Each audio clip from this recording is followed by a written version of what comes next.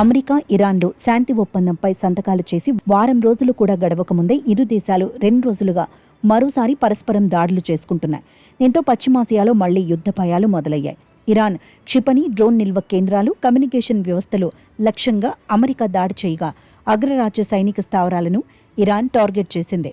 Kuwait, బహ్రెయిన్లోని స్థావరాలపై నౌక, వైమానిక దళాలు మిసైల్, డ్రోన్ ఆపరేషన్ ప్రారంభించాయని ఐఆర్జీసీ ఆదివారం తెల్లవారుజామున ప్రకటించింది.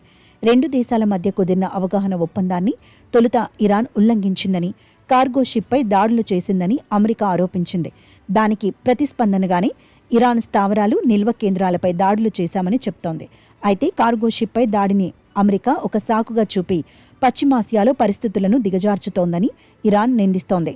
కాల్పుల విరమణను అమెరికానే ఉల్లంఘిస్తోందని ఆరోపించింది. ఇదే కొనసాగితే పూర్తిస్థాయి ఒప్పందం కోసం జరుగుతోన్న దౌత్య ప్రయత్నాలన్నీ నిలిచిపోతాయని ఇరాన్ వార్నింగ్ ఇచ్చింది.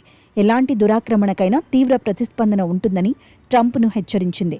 హెర్ముజ్ జలసంధిలో సముద్ర రవాణాపై మరింత కఠిన నిర్ణయాలు అమలు చేస్తామని, శత్రు దేశాల నౌకలపై మరింత కఠిన చర్యలు తీసుకుంటామని ఇరాన్ స్పష్టం చేసింది. మరోవైపు ఇరాన్ క్షిపణి, డ్రోన్ నిల్వ కేంద్రాలపై అమెరికా దాడులు చేసిన విషయాన్ని అధ్యక్షుడు డొనాల్డ్ ట్రంప్ ధృవీకరించారు. ఇరాన్ మళ్లీ కాల్పుల విరమణ ఒప్పందాన్ని ఉల్లంఘించడంతో అమెరికా వైమానిక దళం దాడులు చేసిందని వెల్లడించారు. వారు ఎప్పటికీ గుణపాఠం నేర్చుకోకపోవచ్చని అన్నారు.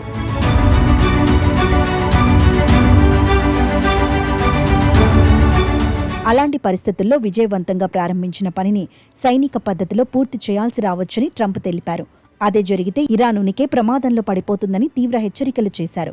కాల్పుల విరమణ ఒప్పందాన్ని ఇరాన్ ఉల్లంఘిస్తోందని, దాడులు ఇలాగే కొనసాగితే తీవ్రంగా విరుచుకుపడతామని వార్నింగ్ ఇచ్చారు. కాగా 60 రోజుల్లో శాశ్వత శాంతి ఒప్పందాన్ని ఖరారు చేసుకునేలా అమెరికా, ఇరాన్ మధ్య ఇటీవలి ఒప్పందం కుదిరింది.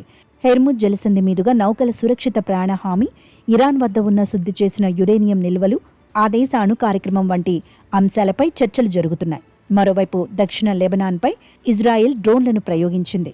అయితే అమెరికా మధ్యవర్తిత్వంతో లెబనాన్, ఇజ్రాయెల్ మధ్య ఇటీవలి డీల్ కుదిరింది. ఇది ఇరాన్, హెజ్బొల్లా గ్రూపుకు గట్టి ఎదురుదెబ్బ అని ఇజ్రాయెల్ ప్రధాని నెతన్యాహు అభివర్ణించారు. అలాగే ఇప్పటికిప్పుడే తమ దళాలు దక్షిణ లెబనాన్ను వీడవని స్పష్టం చేశారు. ఈ క్రమంలోనే లెబనాన్పై ఇజ్రాయెల్ డ్రోన్లతో విరుచుకుపడుతోంది. ఏదో ఒక సాకు చూపి హెజ్బొల్లాపై దాడులకు దిగుతోంది. ఇక అమెరికా, ఇరాన్ మధ్య తాత్కాలిక కాల్పుల విరమణ ఒప్పందం కొనసాగుతున్న వేళ ఇలా జరగటంతో మరోసారి చమురు సంక్షోభం తలెత్తే ప్రమాదం ఉందని ప్రపంచ దేశాలు ఆందోళన వ్యక్తం చేస్తున్నాయి.